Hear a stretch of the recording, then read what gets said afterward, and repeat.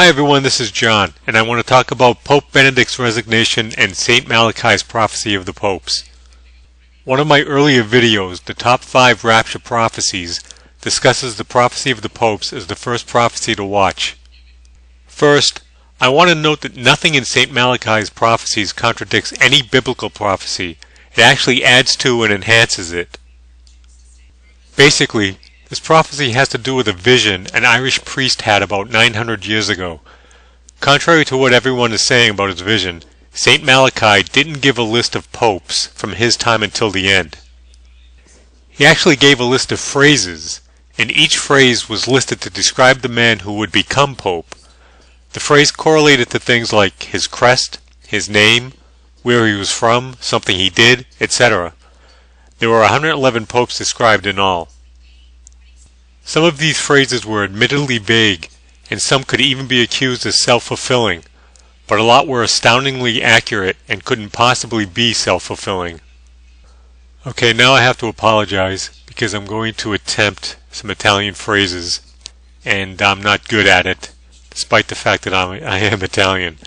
But, for example, the 45th phrase on St. Malachy's list is "Di inferno pregnati," or "from a pregnant hell."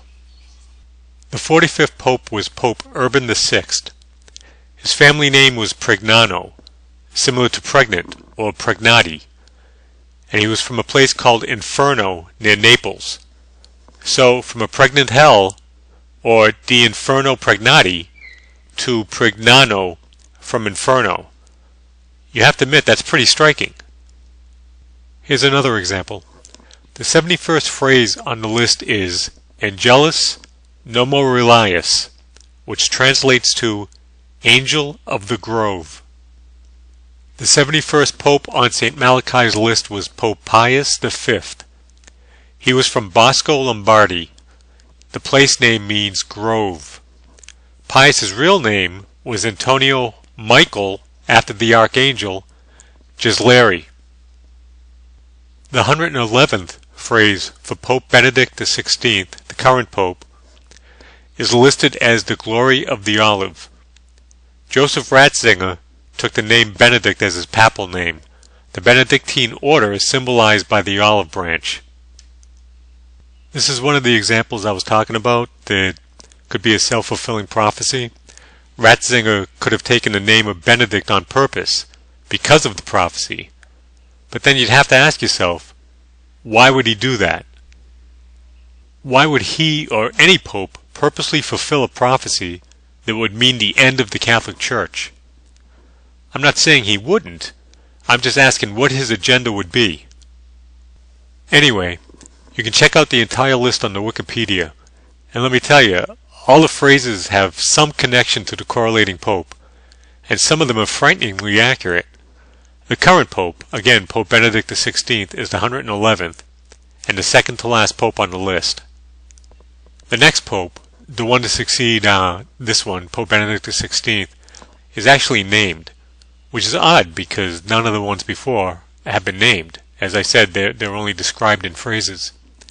But his name is Peter the Roman, and he's supposedly the one who will usher in the end. Whether this means the end of Rome, the end of the Catholic Church, or the end of the world is up for grabs. The Catholic Church has recently started to distance themselves from St. Malachy's prophecies, which is ironic considering that they thought enough about him and his vision to make him a saint about 100 years after his death. Some theologians call it, quote-unquote, malarkey, while others compare it to the morning horoscope. But some of the reasoning behind their thinking is flimsy, at least in my opinion. For example, the written document of the prophecy was apparently lost in the Vatican archives for the first 400 years.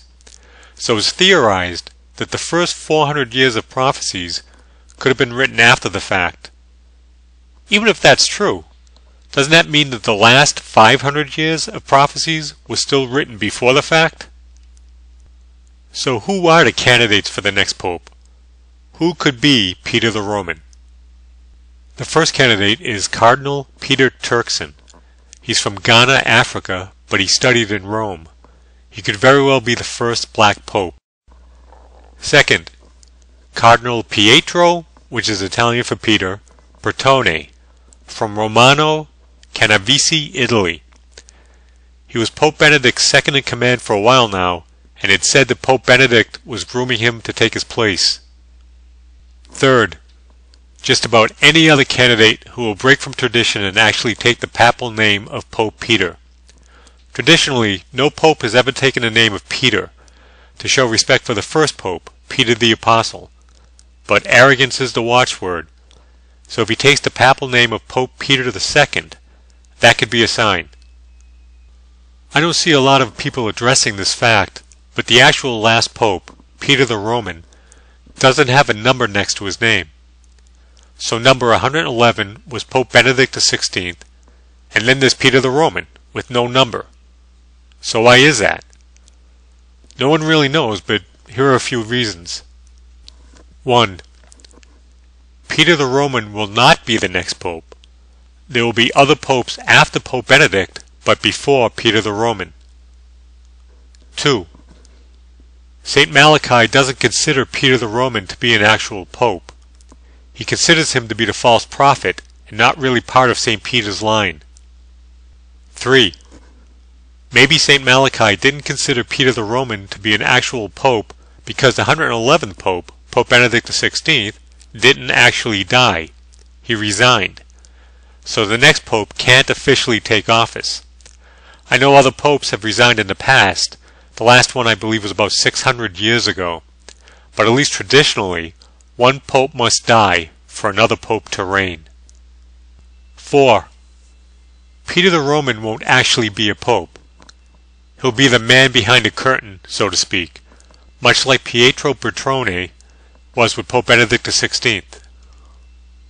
Other notable events all occurring at the same time include lightning striking the Vatican hours after Pope Benedict announced his resignation, President Obama planning to visit Israel for the first time in his administration, and a meteor striking Russia.